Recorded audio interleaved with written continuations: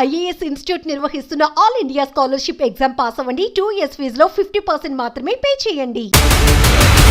ప్రాణం మనదే, కానీ మరణం మాత్రం మన చేతిలో ఉండదు. ఎప్పుడు ఎటు నుంచి మృత్యు ముంచుకొస్తుందో తెలియటం లేదు. జీవితం కోసం ఎన్నో కలలు కంటాం, కష్టపడతాం. పిల్లల భవిష్యత్తు కోసం అలుపెరగని పోరాటం చేస్తాం. కానీ క్షణాల్లో వచ్చిన మరణంతో నిమిషాల్లో జీవితం ఆగిపోతోంది. తాజాగా ఏపీలో అనంతపురం జిల్లాలో ఘోర రోడ్డు ప్రమాదంలో 8 మంది ప్రాణాలు పోయాయి. కష్టపడితే కాని పూట గడవదు. పొద్దున్న చద్దన్నం పట్టుకుని పనికి పోయి పొద్దుపోయాక ఇంటికొచ్చేవారే వారంతా. ఎన్నో ఏళ్ల నుంచి కష్టాన్ని నమ్ముకుంటూ బతుకుతున్నారు. పనికెళ్లడం రావడమే వారికి తెలుసు. ఉన్న దాంట్లో సంతోషాన్ని వెతుక్కుంటూ సాగిపోతున్న వారి జీవితం శనివారంతో అర్థాంతరంగా ఆగిపోయింది. రేపు పనికి పిలిచినా రావడానికి వారు ఈ లోకంలో లేరు. బస్సు రూపంలో తీసుకొచ్చిన మృత్యువు వారిని మింగేస్తుంది. అనంతపురం జిల్లాలోని పుట్టూరు మండలం ఎల్లుట్ల గ్రామానికి చెందిన కొంతమంది వ్యవసాయ కూలీలు ఆటోలో గార్ల తిన్నెలో పని కోసం వచ్చారు. అరటి తోటలో పనులు ముగించుకుని ఇంటికి తిరిగి వెళ్తున్న క్రమంలో ఆర్టీసీ బస్సు ఆటోను ఢీకొట్టింది.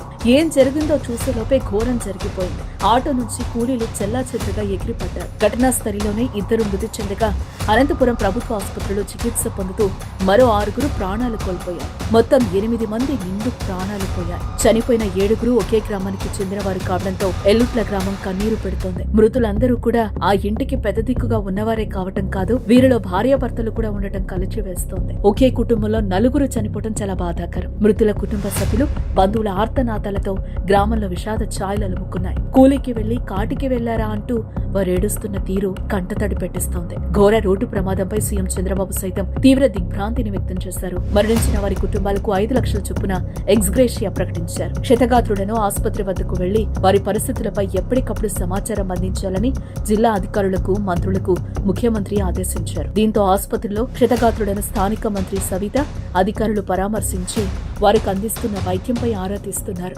రోడ్డు ప్రమాదాల కారణంగా నిత్యం ఎన్నో కుటుంబాలు రోడ్డున పడుతున్నాయి. వాహనదారుల నిర్లక్ష్యం, అతివేగం కోలుకోలేని నష్టాన్ని చేస్తోంది.